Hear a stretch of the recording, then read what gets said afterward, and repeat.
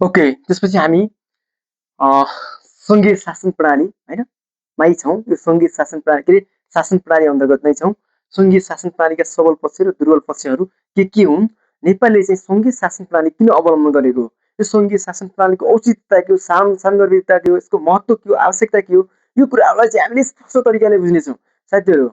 ल ओके, हामी अगाडि बढ्छौँ।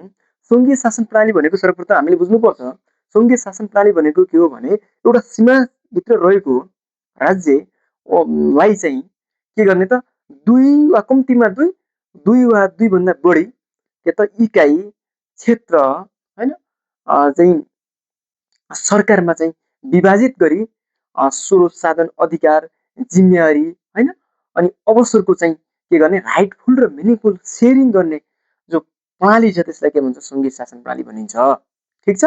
एउटा राज्यलाई दुई या दुईभन्दा बढी चाहिँ इकाइमा विभाजन गर्ने, एउटा राज्यलाई दुई या दुईभन्दा बढी इकाइमा विभाजन गरी शासन प्रणाली सञ्चालन गर्ने जो नयाँ यो शासनको अवधारणा छ त्यसलाई के भन्छ? सङ्घीय शासन प्रणाली भनेर भन्ने गरिन्छ। ठिक छ।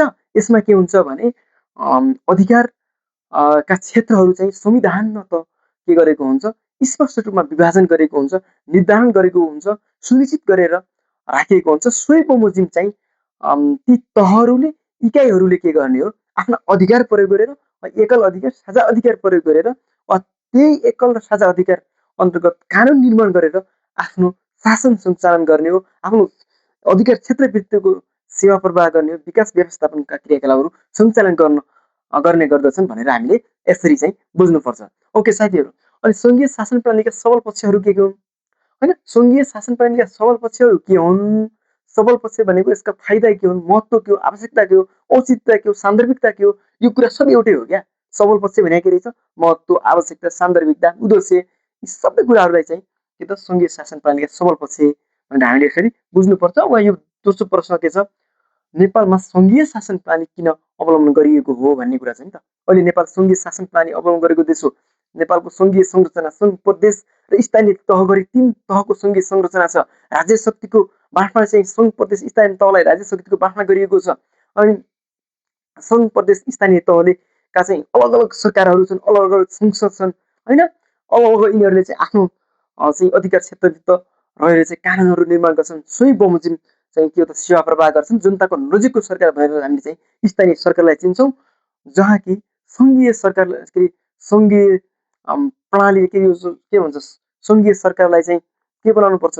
सङ्घीय सरकारलाई चाहिँ छरितो बनाउनुपर्छ, प्रदेशलाई चाहिँ समन्वयकारी भूमिकामा चाहिँ निपुण निखारता ल्याउनुपर्छ, स्थानीय तहलाई चाहिँ बलियो बनाउनुपर्छ भन्ने कन्सेप्ट चाहिँ अगाडि बढाइएको छ भनेर हामीले यसरी बुझ्नुपर्छ। त्यसपछि सङ्घीय शासन प्रणालीका सबल पक्षहरू भन्ने चाहिँ हेर्नु त, सबल पक्षहरू पनि भयो, महत्त्व पनि भयो होइन, महत्त्व भयो, त्यसपछि यसको आवश्यकता भयो, औचित्यता, सान्दर्भिकता के हुन्छ त्यसो भए होइन, किन अवलम्बन गरेको, नेपालमा सङ्घीय शासन प्रणाली किन अवलम्बन गरे भन्ने कुराहरू सबै राख्न सकियो।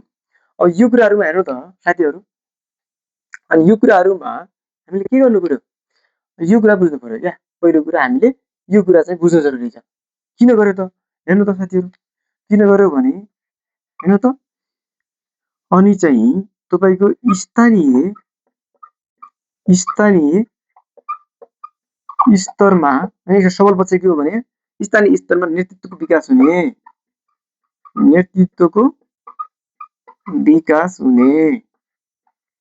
स्थानीय स्तरमा नेतृत्वको विकास हुने होइन। राजनीतिक अन्तर्क्रिया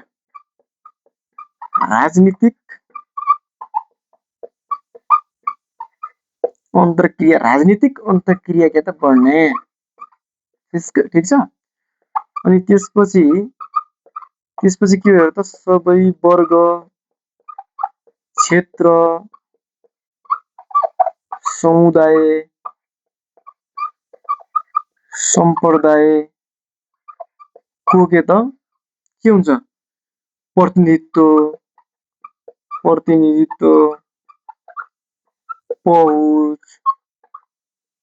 पहुँच र के हुन्छ? उपस्थिति हुन्छ, उपस्थिति वा सहभागिता हुने भयो। त्यसपछि के त? सन्तुलित र समावेशी विकास, सन्तुलित र समावेशी विकास, सन्तुलित र समावेशी विकास हुने भयो। त्यसपछि लोकतन्त्रका हैन मूल्य मान्यताको के त संस्थागत विकास हुने भयो, संस्थागत विकास हुने भयो। अनि सार्वजनिक सेवा प्रवाह के हुने भयो, सार्वजनिक सेवा प्रवाह छिटो, छरितो, पारदर्शी र उत्तरदायी हुने भयो। ठिक छ, पारदर्शी उत्तरदायी हुने भयो। र त्यसपछि हेर्नु त, त्यसपछि लोकतन्त्रका लाभको न्यायोचित वितरण हुने भयो। लोकतन्त्रका लाभको के त न्यायोचित वितरण हुने भयो। लोकतन्त्रका लाभको के हुन्छ, न्यायोचित वितरण हुने भयो। लोकतन्त्रका लाभको न्यायोचित वितरण हुने भयो क्या हैन। सबैले चाहिँ फिलिङ गर्ने, महसुस गर्ने गरी चाहिँ पब्लिक सर्भिस डेलिभरी हुने भयो क्या साथीहरू हैन। जनतालाई चाहिँ सरकार भएको अनुभूति हुने भयो। ठिक छ, जुन लोकतन्त्रका लाभहरू छन् ती लाभहरू चाहिँ उपयोग गरेको चाहिँ फिलिङ हुने भयो। लाभको न्यायोचित वितरण हुने भयो। यसको सबल पक्ष भनेको अब चाहिँ यो किन आयो भनेको लोकतन्त्रका लाभहरूको न्यायोचित वितरण गर्न हैन, स्थानीय स्तरमा नेतृत्वको विकास गर्न, राजनीतिक अन्तर्क्रियाको माध्यमबाट सार्वजनिक सामूहिक सवाल समस्या को चाहिँ समाधान गर्न हैन, सबै वर्ग क्षेत्र समुदायको सार्थक सहभागिता सुनिश्चित, पहुँच र प्रतिनिधित्व कायम गर्न हैन, सन्तुलित र समानुपातिक विकास गर्न। अनि चाहिँ जनताले चाहिँ राष्ट्र प्रत्येकको चाहिँ अपनत्व बोध गर्न, अभिभावक भएको चाहिँ महसुस गर्न गराउन हैन। अर्को भनेको सार्वजनिक सेवा प्रवाहलाई छिटो, छरितो, नजिक हैन, अनि चाहिँ पारदर्शी, उत्तरदायी, जवाफदेही रूपमा विकास गर्न हो। यसरी चाहिँ के हुन्छ, अनि चाहिँ विकास के अरे शासन विकास र सेवा प्रवाहलाई जनताको घर दैलोमा चाहिँ स्थापित गराउन भनेर चाहिँ हामीले यसरी के बुझ्न सक्छौँ त, यो चाहिँ के अरे यो सङ्घीय शासन प्रणालीका सबल पक्षहरू, यसको आवश्यकता, महत्त्व, सान्दर्भिकताका कुराहरू र नेपालमा सङ्घीय शासन प्रणाली किन अवलम्बन गरियो होइन र। सबै वर्ग क्षेत्र समुदायको सार्थक सहभागिता, पहुँच, प्रतिनिधित्व, उपस्थिति कायम गर्न भयो होइन र, हो कि नै भन त हैन। सन्तुलित र समानुपातिक विकास गर्न, सबै वर्ग क्षेत्रमा बजेट पुग्ने भयो, त्यहाँ योजनाहरू निर्माण हुने भयो, स्थानीय आवश्यकता के छ, त्यहाँ प्राथमिकता के छ, आवश्यकता इच्छा के छ, जनताको नजिक गएर बुझिने भयो नि त।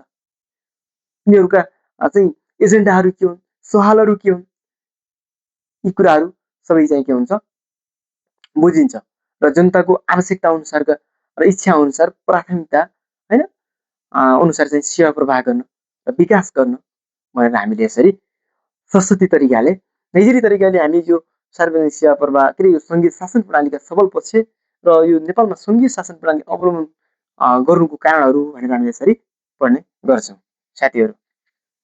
ओके, त्यसपछि हामी इजिली के बुझ्छौँ भने यो सङ्घीय शासन प्रणालीका दुर्बल पक्षहरू के हुन् भनेर चाहिँ क्या। दुर्बल पक्षहरू के हुन् भनेको यो के हो, दुर्बल पक्ष भने के हो पहिला बुझ्नु पर्यो क्या। यो नकारात्मक पक्षहरू क्या, नकारात्मक पक्ष, नराम्रो पक्ष भनेको घाटा के हो त देशलाई, बेफाइदा के भयो, घाटा के भयो होइन, नराम्रो के भयो भन्न खोजे क्या। नराम्रो के हुन्छ यो अवलम्बन गऱ्यो भने चाहिँ देशलाई के घाटा हुन्छ भन्न खोजे। दुर्बल पक्ष हेर्नु त भएन र, खर्चिलो शासन प्रणाली क्या। यो के हो दुर्बल पक्षहरू, खर्चिलो शासन प्रणाली हो भनेको यो खर्चिलो शासन प्रणाली के हो रे, खर्चिलो शासन प्रणाली भएन र।